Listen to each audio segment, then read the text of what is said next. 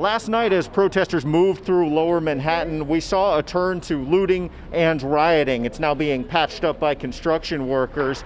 The mayor and police commissioner say a lot of this comes down to outsiders who infiltrated legitimate protests. We're seeing it all over the country. So here's what we know about the, quote, outsiders in New York City.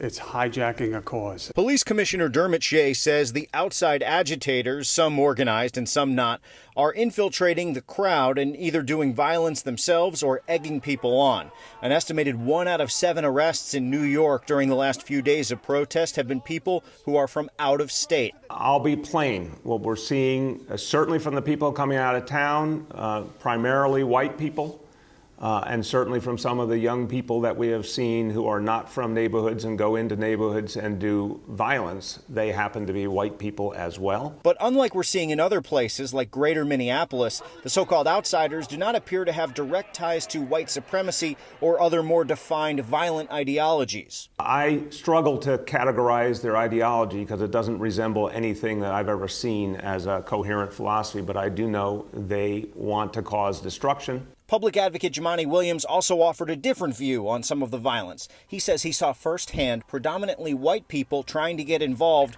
but not understanding the best way to participate and turning to violence. His advice? I've said if you are at a protest and you're trying to figure out what to do, you should look to Black women. They are an awesome cue of what we should be doing morally at this moment in time.